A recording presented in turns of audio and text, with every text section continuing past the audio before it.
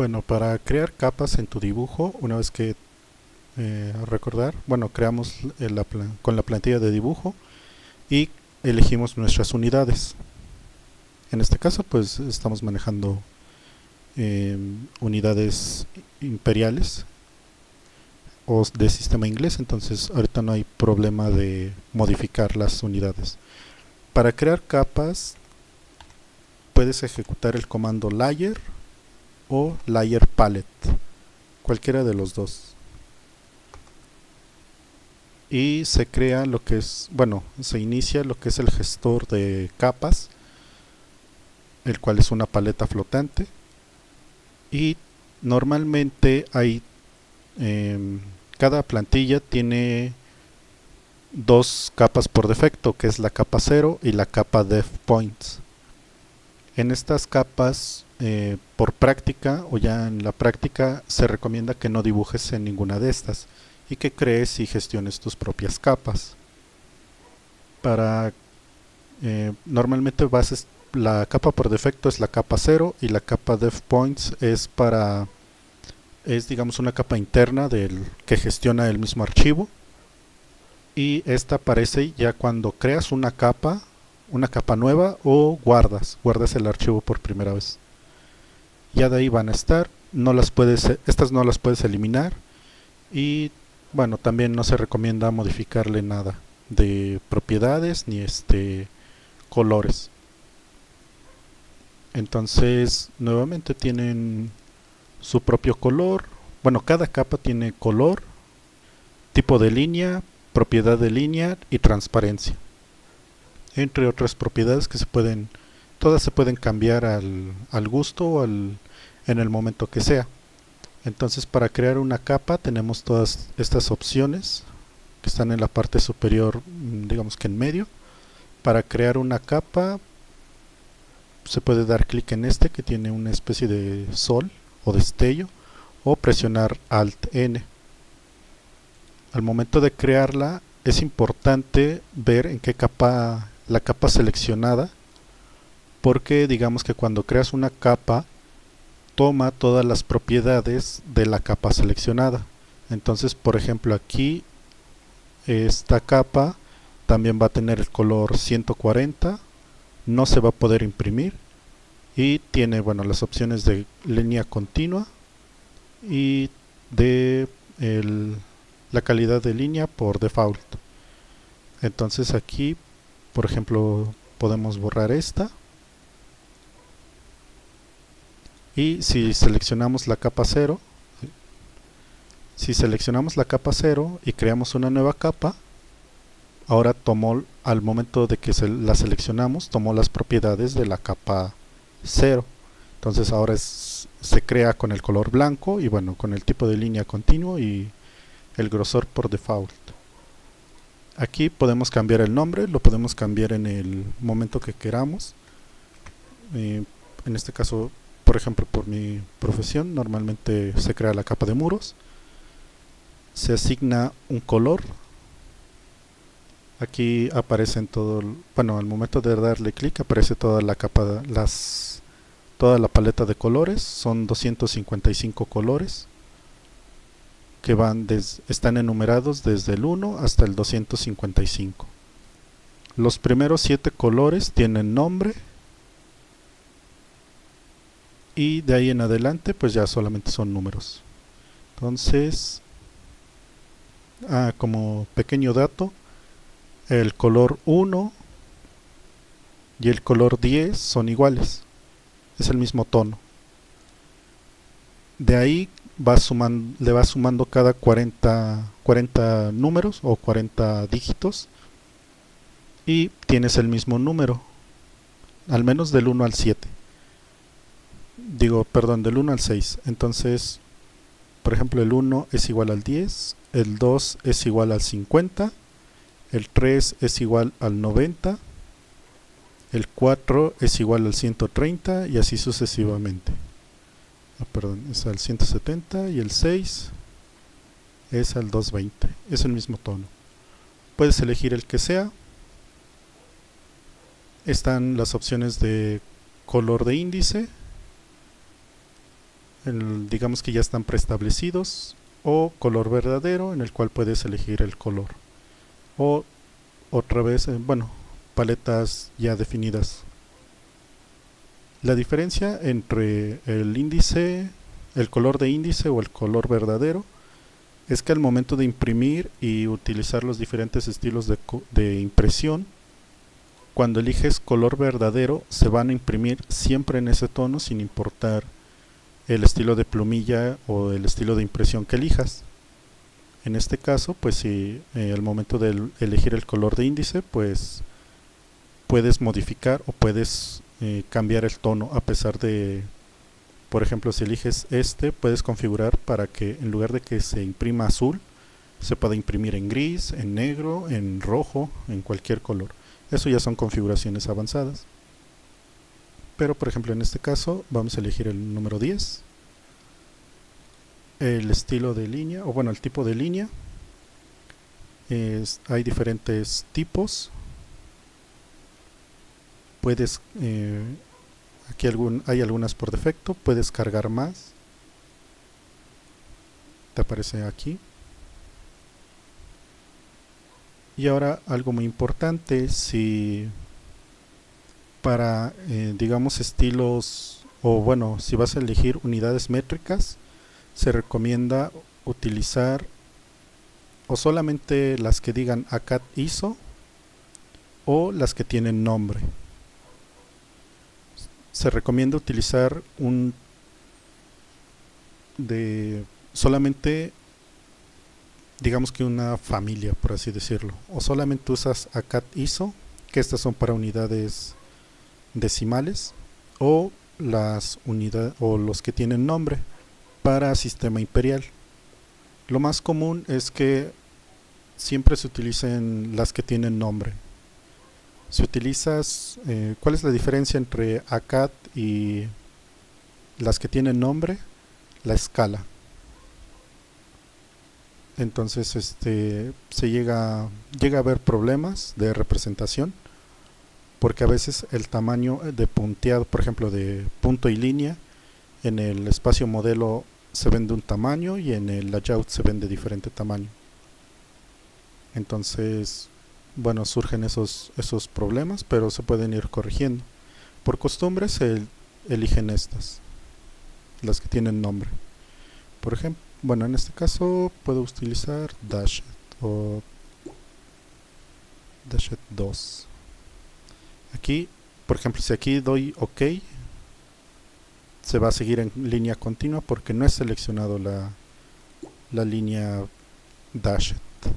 Entonces selecciono y el tipo de línea, o bueno, la calidad es el grosor que tiene cada pues la línea, representado en fracción de milímetro, o bueno, 0.20 milímetros. Se recomienda hacer tablas de color, de tipo de línea y de calidad para ver cómo va a salir o cómo realmente qué tamaño es el más adecuado, porque a veces, al menos para impresión, a veces eligen, no hay mucho o ya impreso, no hay mucha diferencia entre números consecutivos. Por ejemplo, de 13 a 15 es imperceptible el cambio, igual de 18 a 20, etcétera, ¿no? Entonces se recomienda utilizar, o bueno, irse saltando valores. Por ejemplo, de 0, que es digamos lo más delgado, que bueno, no se recomienda 0, se recomienda usar por base .09. De ahí pues se salta prácticamente al estilo de las plumillas, ¿no? .9, .20, que sería .2, luego .3, .4, .5, 6, 7, 8, etcétera. Ya eso depende del formato que uses, o bueno, de las normativas que tengas tú o tu empresa. Entonces aquí por ejemplo, si eliges default o si lo dejas por default, normalmente es un número, creo que es 25, el .25 es por default, creerías que a lo mejor es un número más pequeño, pero la verdad es que no. Entonces es recomendable ir a asignarles a todos, excepto bueno, a estas capas, pues el valor de línea. Entonces damos clic en OK y por ejemplo ya las configuramos. Aquí hay opciones, por ejemplo, bueno, al momento, ahora para pasar de capa nos posicionamos en la capa que queremos y damos clic en el que tiene el icono como de palomita o de válido para ir cambiando. En el icono que está en este lado te va a mostrar cuál es la capa activa. De igual forma, pues aquí está una pestaña que normalmente se encuentra acá arriba, pero en mi caso pues está aquí precisamente para ver en qué capa estoy, el color, el tipo de el grosor y el tipo de línea. Normalmente se recomienda que todas estén en bylayer para que no estés cambiando uno por uno, sino que a cada capa que le hayas asignado o que hayas configurado, pues adopte las propiedades. Entonces cada objeto o cada entidad va a tener siempre esas propiedades. Por ejemplo, siempre va a estar así si dibujo un círculo, etcétera, ¿no? Y por ejemplo, si creo otra capa, nuevamente adopta las propiedades de la capa seleccionada y lo configuro. Normalmente es que tome el color siguiente, el amarillo. Configuro que tenga a lo mejor la de línea centro y grosor a lo mejor de 0.30 y ahora la selecciono.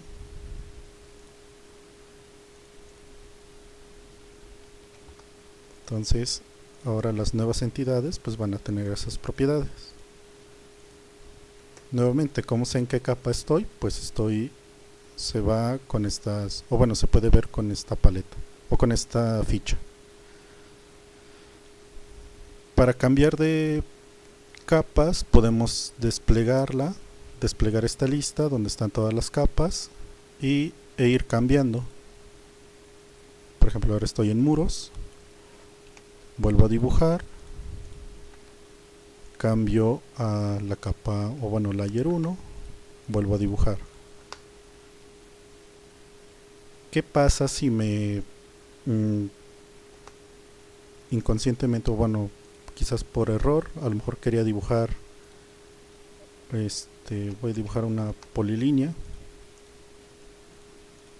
o bueno, quizás no por error, pero quiero cambiar esta línea. En lugar de que esté en esta capa, quiero que esté con las propiedades de la capa de muros. Lo que voy a hacer, se pueden hacer de dos formas, es seleccionarlo y una vez seleccionado cambiar hacia la capa y automáticamente cambia, o puedes hacerlo con el comando mch,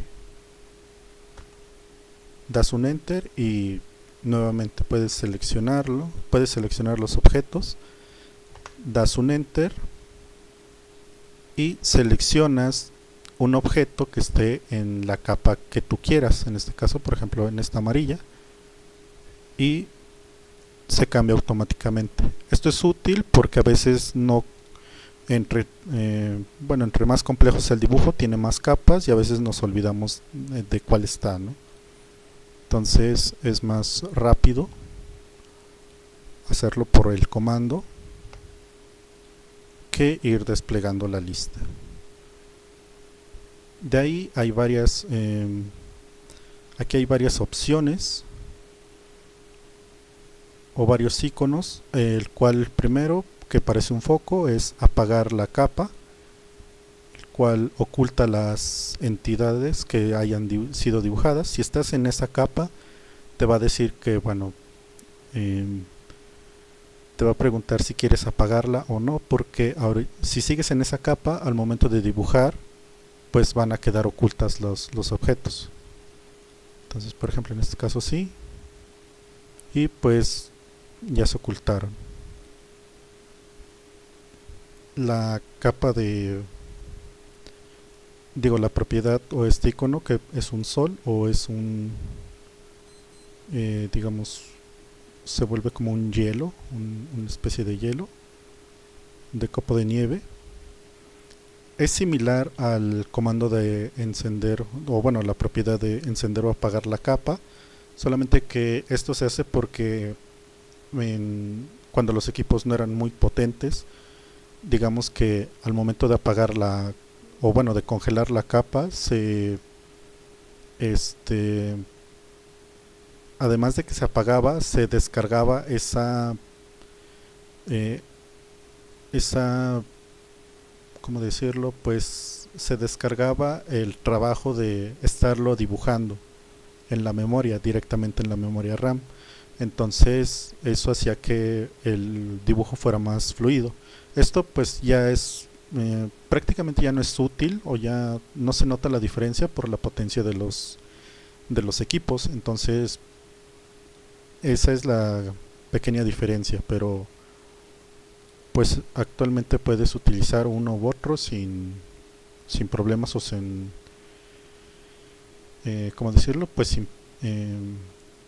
sin notar alguna diferencia. Luego el que tiene el candado es para bloquear la capa y que al momento digamos que inhabilita la opción de edición y de eliminar objetos. Entonces, por ejemplo, aunque seleccione los objetos y borre, no se van a borrar porque la capa está bloqueada. Solamente se va a borrar los objetos que no estén en la capa o que no tenga la opción de bloqueado. Y la opción de no imprimible, esa solamente se ve cuando vas a imprimir. Se van a poder visualizar los objetos, pero al momento de imprimirlo, todos los que estén en esa capa pues no van a salir. Entonces, bueno, no sé, es una explicación rápida. No sé si tengas más dudas o quieres profundizar en otro tema.